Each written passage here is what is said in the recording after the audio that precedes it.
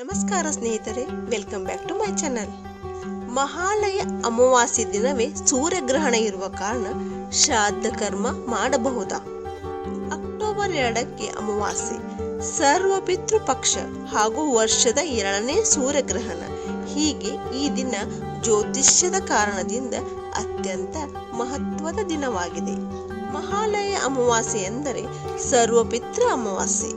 ಅದೇ ದಿನ ಸೂರ್ಯಗ್ರಹಣವು ನಡೆಯುತ್ತಿರುವ ಕಾರಣ ಪಿತೃದೇವತಾರಾಧನೆ, ಪಿಂಡ ಕಾರ್ಯ, ಶ್ರಾದ್ದ ಕರ್ಮಗಳನ್ನು ಮಾಡಬಹುದಾ ಎಂಬ ಸಂದೇಹ ಸಾಮಾನ್ಯ.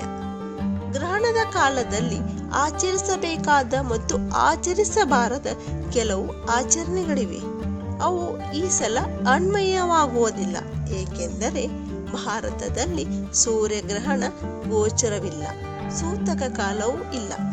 ಈ ಬಾರಿ ಪಿತೃಪಕ್ಷ ಅಮಾವಾಸ್ಯೆ ಎಂದು ಸಂಭವಿಸುವ ಸೂರ್ಯಗ್ರಹಣವು ಭಾರತದಲ್ಲಿ ಗೋಚರಿಸುವುದಿಲ್ಲ. ಹಾಗಾಗಿ ಈ ಗ್ರಹಣಕ್ಕೆ ಭಾರತದಲ್ಲಿ ಯಾವುದೇ ಮಹತ್ವವಿಲ್ಲ.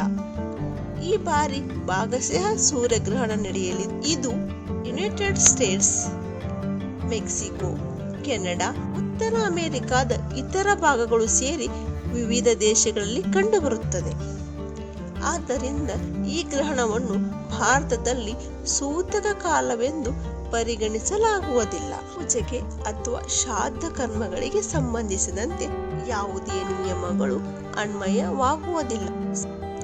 ಸರ್ವ ಪಿತೃಗಳಿಗೆ ಶ್ರಾದ್ದ ಕರ್ಮ ನೆರವೇರಿಸುವುದಕ್ಕೆ ಯಾವುದೇ ಅಡ್ಡಿ ಇಲ್ಲ. ಸ್ನೇಹಿತರೆ, ಈ ಮಾಹಿತಿ ನಿಮಗೆ ಇಷ್ಟವಾದಲ್ಲಿ ಒಂದು ಲೈಕ್ ಮಾಡಿ, ಮರೆಯದೆ ನಮ್ಮ ಚಾನೆಲ್ ಅನ್ನು ಸಬ್ಸ್ಕ್ರೈಬ್ ಮಾಡಿ. ಧನ್ಯವಾದಗಳು.